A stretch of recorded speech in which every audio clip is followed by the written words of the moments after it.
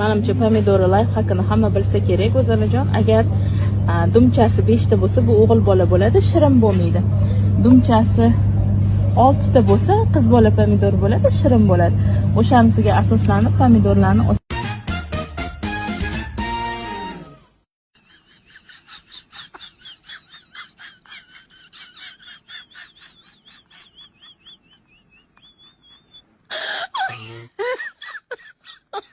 Oh my god.